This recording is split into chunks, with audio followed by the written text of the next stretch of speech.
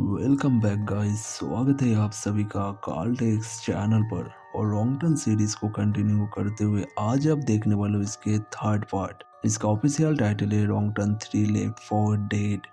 इस मूवी के अंदर हमें बाकी दो पार्ट्स के आगे की कहानी पता चलेगी।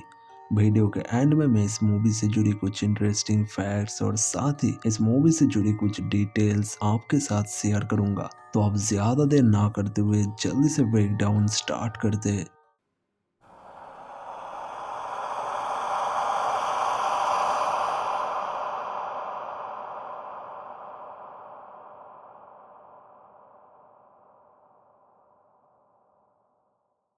मूवी के स्टार्ट में हम देखते हैं चार कॉलेज स्टूडेंट को जो कि वेस्ट वर्जीनिया के जंगल में रिवर राफ्टिंग कर रहे थे। वो चारों एलेक्स, सोफी, ट्रे और ब्रेन। एलेक्स ट्रे को ढूंढने चला जाता है।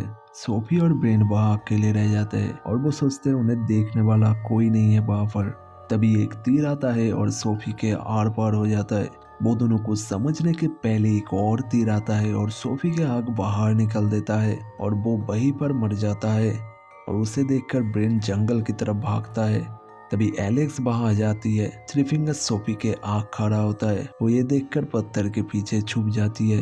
ट्रे भी लकड़ियां लेकर जंगल से वापस आ जाता है। थ्री फिंगर उसके ऊपर भी तीर से हमला करता है। वो जान बचाकर जंगल की तरफ भागता है, लेकिन वो कुछ दूर जाने के बाद ही गिर जाता है। थ्री फिंगर उसे भी पकड़कर एक भाले से मार देता है। ब्रेन भी भागते भागते एक ट्रैप में फंसकर मारा जाता है। उन सब में सिर्फ एलेक्स ही बच पाती है। इसके बाद सीन शिफ्ट होता है वेस्ट वर्जीनिया की जेल में, जहाँ कुछ कैदियों को लेकर दूसरी जेल में ट्रांसफर करना था। इस काम के लिए पुलिस ऑफिसर नेट, वॉल्टर और प्रेस लोगों को सिलेक्ट किया गया था। वो चार कैदी थे, फ्लॉयड, क्रॉफोर्ड, ब्रैंडन और चैवेज।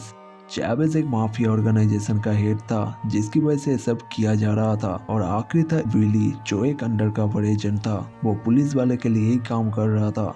वो ट्रांसफर 2 हफ्ते बाद होना था, लेकिन पुलिस वालों को पता चला था कि चैवेज के आदमी रास्ते पे ही पास हाईजैक करने के प्लान कर रहे हैं। इसलिए उन्होंने एक इमरजेंसी ट्रांसफर प्लान किया और अपना रूट भी चेंज कर दिया। और उनका नया रूट था द पेपर मिल वाला रोड, जिसे आप सब अच्छी तरह से जान चुके हैं। वो सब कैदियों को बस में बैठाकर निकल जाते हैं और रास्ते में एक पुलिस स्टेशन पर रुकते हैं, जहां उनका मुलाकात होता है शेरिफ कार्वर और डेप्यूटी लेन से। इधर हमें दिखाया जाता है थ्री टोस को, जिसे आपने पिछले पार्ट में देखा था, जो थ्री फिंगर का भतीजा था, जिसे सेकेंड पार्ट के एंड में थ्री फिंगर पाल रहा था। वो एक ट्रैप सेट कर रहा था, लेकिन वो खुद ही ट्रैप के नीचे फंस जाता है। तब थ्री फिंगर आकर उसकी मदद करता है और वो दोनों ट्रैप को सेट करके वहां से चला जाता है। पुलिस स्टेशन में वो सब थोड़ा रेस्ट करने के बाद फिर से अपने रास्ते पर निकल जाते हैं। पेपर मिल वाले रोड पर पहुंचते ही एक ट्रक उनका पीछा करने लगता है। वो उनके बस के टायर पर रेजर ऑयल फंसाकर टायर पंक्चर कर देता है, जिससे बस बेकाबू होकर सीधा रोड से नीचे गिर जाता है। थ्री फिंगर ट्रक से निकलकर उनको देखता है, लेकिन वो अभी कुछ नहीं करता, मौके का इंतजार करता है। नेट सभी कैदियों को बस से बाहर निकलता है और इसी मौके का फायदा उठाते हुए चैवेज उसके हाथ से गन छीन लेता है। तभी पीछे से प्रेस्लो चैवेज के ऊपर गन तान देता है, लेकिन वो कुछ करने से पहले एक चाकू आकर उसके गर्दन पे घुस जाता है और वो मर जाता है। वो सोचते हैं कि ये सब चैवेज के आदमी कर रहे थे, लेकिन तभी चैवेज के ऊपर भी तीरों की बारिश होने लगता है और उन्हें पता चलता है कि उसके आदमियों का काम नहीं है। और चैवेज उसके तरफ भी गोली चलाने लगता है। तब जाके वो वहां से भागता है। चैवेज नेट को उनकी हथकड़ियां खोलने के लिए बोलता है। नेट कहता है चाबी बस के अंदर ही है, लेकिन बस में आग जल चुकी थी और वॉल्टर अभी भी बस के अंदर ही थी और बस किसी भी वक्त ब्लास्ट हो सकती थी। नेट चाबी लेने के लिए बस के अंदर चला जाता है और वो सही वक्त पर वॉल्टर को बाहर निकल लेता है।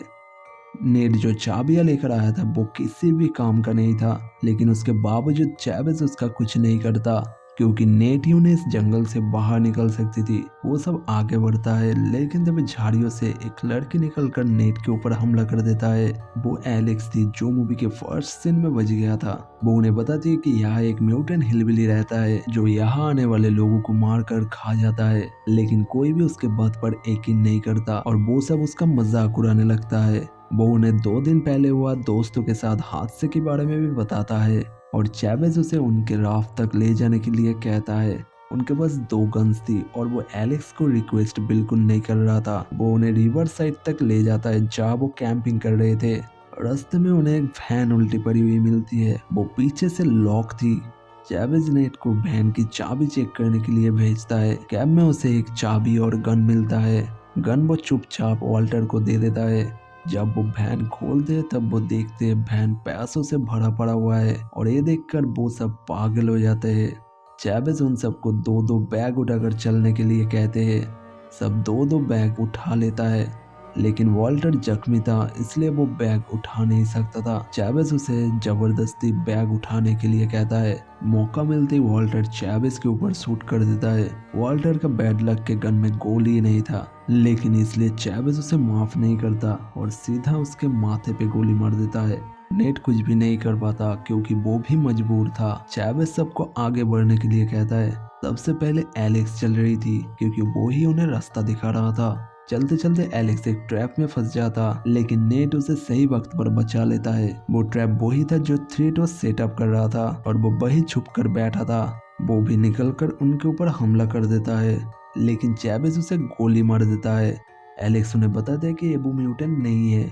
तब चैवेज थ्री फिंगर के लिए एक गिफ्ट छोड़ कर जाता है। एलेक्स उन्हें रिवर के साइड पे ले जाता है जहाँ वो कैंप कर रही थी। वहाँ उनके बोट भी मौजूद थी, लेकिन नेट बोट को ही पंक्चर कर देता है ताकि कोई भी उस बोट को लेकर वहां से निकल ना पाए। थ्री फिंगर जब वहां पहुंचता है तब थ्री उसका सर एक लकड़ी पर पड़ा हुआ मिलता है, जिसे वो देखकर एकदम पागल हो जाता है। हाँ, इसका मतलब पहले से भी ज्यादा। चलते चलते उन्हें एक कीज लटका हुआ दिखाई देता है। चैवेज उसे पकड़ लेता है। बिली को समझ आते कि एक ट्रैप है। वो चैवेज को धक्का देकर बचा लेता है, लेकिन इसलिए उसे खुद का जान देना पड़ता है। उसका शुक्रिया अदा करने के लिए चैवेज उसका टांगे काट देता है, जिस वजह से चैवेज बिली से आज़ाद हो जाता है और अब वो तेजी से आगे बढ़ सकते थे। उधर पुलिस स्टेशन में डेपुटी लेन को 2 दिन पहले हुए हादसे के बारे में पता चलता है और शेरिफ के पास अभी तक नेट का कोई भी कॉल नहीं आई थी, इसलिए वो भी चिंता कर रहा था। वो सोचते हैं कि उनके बस पर अटैक हो गया है और शेरिफ बस को ढूंढने जाता है और लेन उन कॉलेज स्टूडेंट को। इधर वो सब एक पुराने केबिन तक पहुंच जाते हैं जहां उन्हें कुछ टूल्स मिलता है, जिसे वो अपने जंजीरें खोल लेता है और आज़ाद हो जाता है। वो सब वहां से आगे बढ़ता है और सामने उन्हें थ्री फिंगर का ट्रक खड़ा हुआ दिखाई देता है। सबको पता था कि ये एक ट्रैप है, लेकिन फिर भी चैवेज क्रॉफोर्ड को आगे भेजता है। जैसे ही वो ट्रक के पास पहुंचता है, थ्री फिंगर उसे रेजर वायर से पकड़ लेता है और उसे बाहर से उठाकर लेकर जाता है। ट्रक को रोड पर ले जाकर पूरी स्पीड से क्रॉफोर्ड को सड़क पर घसीटता है कि जब तक वो मर नहीं जाता। मौका देखकर फ्लॉयड चैवेज पर अटैक कर देता है और उन दोनों के लड़ाई के बीच एलेक्स और नेट वहां से भाग जाता है। चैवेज फ्लॉयड को मार मार कर एकदम आधमरा कर देता है। उधर शेरिफ उस बस तक पहुंच जाता है और रेडियो पर सारी इन्फॉर्मेशन आगे पहुंचा देता है। दिन वो उन्हें ढूंढने के लिए आगे जाता है अपने डॉग के साथ। इधर ब्रेंडन चैवेज को कहता है कि उन्हें पैसा थोड़ी देर के लिए यही छोड़ देना चाहिए और नेट को ढूंढना चाहिए। चैवेज उसकी बात मान लेती है और थोड़ा समय के लिए पैसा वही छोड़ देता है। वो दोनों नेट को ढूंढ लेता है और चैवेज उसे मारने लगता है। तभी नेट उन्हें बताते कि यह वासी में एक वॉच टावर है, हम वहां जाके किसी के साथ कांटेक्ट कर सकते हैं। चैवेज उसे आखिरी मौका देता है और वो उन्हें बाहर लेकर जाते हैं। बाहर जाकर वो देखता है वॉच टावर पूरी तरह से जलकर राख हो चुका था। ये वही वॉच टावर है जिसे मूवी के फर्स्ट पार्ट में दिखाया गया था, जो तीनों म्यूटेंट भाइयों मिलकर जला दिया था। बाहर कुछ न मिलने पर चैवेज नेट को शूट करने लगता है कि तभी शेरिफ का कुत्ता उसके हाथ पर काट लेता है। शेरिफ बाहर पहुंच चुका था और वो उन्हें बाहर से ले जाने लगता है। तभी थ्री फिंगर एक भाला ऊपर से नीचे फेंक देता है जो शेरिफ के मुंह में घुस जाता है और शेरिफ के आर पार हो जाता है। चैवेज जल्दी से शेरिफ के गन छीनकर फिर से नेट को बंदी बना लेता है। फिर वो अपने कैश लेने वापस जाता है, लेकिन फ्लॉयड पहले ही सारा कैश लेकर वहां से भाग चुका था।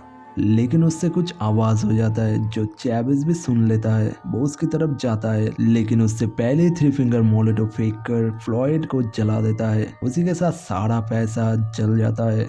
इधर पुलिस की टीम उन्हें ढूंढने के लिए प्लान बना रहा था। वो सब वहां से निकलने की कोशिश करती है, लेकिन फिर से हॉर्न की आवाज सुनाई देती है और आगे जाकर वो देखते हैं कि वो थ्री फिंगर का ट्रक था। इस बार चैवेज एलेक्स को उसके सामने फेंक देता है और वो जल्दी से उसे पकड़कर बाहर से चला जाता है।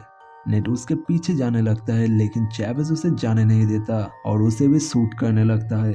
तभी ब्रैंडन पीछे से मारकर चैवेज को बेहोश कर देता है और वो दोनों उसे वही छोड़कर अपने अपने रास्ते पर निकल जाते हैं।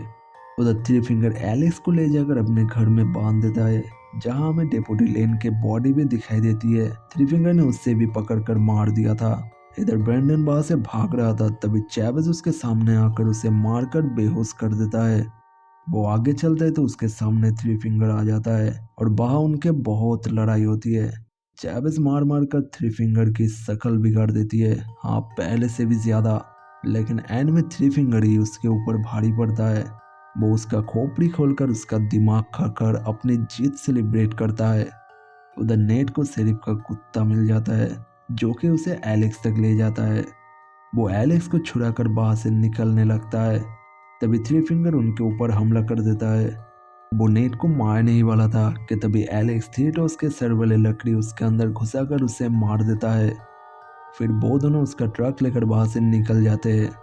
लेकिन रास्ते में थ्री फिंगर फिर से उनके सामने आ जाता है और किसी तरह वो ट्रक के ऊपर चढ़ जाता है। वो नेट को पकड़ लेता है जिससे उसका बैलेंस बिगड़ जाता है और ट्रक सीधा जाकर एक पेड़ में ठुक जाता है। ट्रक में आग जल जाती है और तभी ब्रेंडन वहां पहुंच जाता है और उन दोनों को ट्रक से बाहर निकल लेता है। लेकिन थ्री फिंगर उन्हें आसानी से छोड़ने वाला नहीं था। वो फिर से नेट पर हमला करता है, लेकिन इस बार नेट उसका नेट उसी के चेहरे पे घुसाकर उसे मार देता है और कंफर्म करने के लिए वो ट्रक के सामने उसे फेंक देता है। ट्रक ब्लास्ट हो जाता है और उसी के साथ वो भी जल जाता है और इसी वजह से नेट ब्रेंडन को आजाद कर देता है और उसे वहां से जाने देता है। कुछ देर बाद पूरी पुलिस फोर्स वहां पहुंच जाता है और नेट और एलेक्स बच जाता है। लेकिन पिक्चर अभी खत्म नहीं हुई। कुछ दिन बाद फिर से नेट वहां पहुंच जाता है पैसे के लालच में, लेकिन कोई उसे मार देता है। वो ब्रेंडन था जिसके ऊपर भरोसा करके नेट उसे छोड़ दिया था। ब्रेंडन पैसे उठा रहा था कि तभी एक और म्यूटेंट वहां आ जाता है और उसे भी मार देता है और उसके चिल्लाने की आवाज के साथ ही मूवी खत्म होता है। लेकिन वो म्यूटेंट कौन था ये अभी तक किसी को पता नहीं चला, क्योंकि इसके आगे की कहानी किसी भी पार्ट में दिखाई नहीं गई। तो यहाँ रॉन्ग टर्न ट्रायलॉजी खत्म हो जाता है और ओरिजिनल कहानी यही एंड हो जाता है। और इसके बाद जो भी पार्ट्स है वो सब प्रीक्वल है और ओरिजिनल स्टोरी को आगे कभी भी कंटिन्यू नहीं किया गया। ये भी वजह हो सकती है कि इस पार्ट को बहुत ही ज्यादा नेगेटिव रिव्यू मिला था। Wrong turn to dead end ने जितना ज्यादा यहाँ पर पॉपुलैरिटी अचीव किया था उतनी ज्यादा यहाँ पर इस मूवी को नेगेटिव रिव्यू मिला था, इसलिए इसके सीक्वल के बजाय प्रीक्वल बनाया गया। पिछले पार्ट के एंड में थ्री फिंगर जिस बच्चे को फीड कर रहा था वो असल में थीटोस था। उसके प्यार पर 3 अंगूठे थे इसलिए उसका नाम थीटोस था। अब बात कर लेते इस मूवी से जुड़ी कुछ इंटरेस्टिंग फैक्ट्स के बारे में। पहले ऐसा कहा जा रहा था कि फर्स्ट पार्ट में जैसी का रोल करने वाला एक्टर हमें फिर से इस पार्ट में दिखाया जाएगा, क्योंकि वो एक इंटरव्यू में कहा था कि वो इस सीरीज में फिर से वापस आना चाहती है।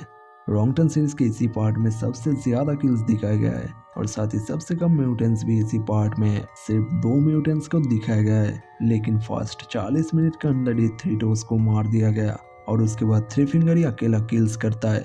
पुलिस स्टेशन का सब सीन सिर्फ एक ही दिन में कंप्लीट कर लिया गया था। इस पार्ट की शूटिंग लगभग 25 दिन में शूट कर लिया गया था। इस पार्ट में थ्री फिंगर की रोल करने वाले एक्टर सच में लास्ट में ट्रक से गिर गया था।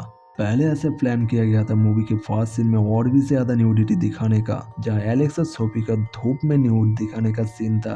थीटोस छुप कर उसे देखता, जैसे सेकेंड पार्ट में ब्रादर देख रहा था, और थीटोस एक टीनेजर होता, ना कि छोटा बच्चा, जो सोफी को उठाकर जंगल में ले जाता और एलेक्स वहां से बचकर भाग जाती। और तब भी वो न्यूडी थी और जंगल में वो सबको न्यूडी मिलता। फिर नेट उसे कुछ कपड़े देता।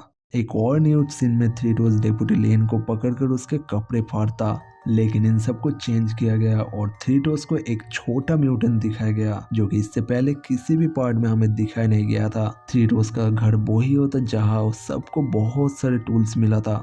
तो ये था मूवी से जुड़ी कुछ इंटरेस्टिंग फैक्ट्स। आपको कैसा लगा जरूर कमेंट सेक्शन में बताना, जो कि आपको मूवी देखकर बिल्कुल भी पता नहीं चलेगा।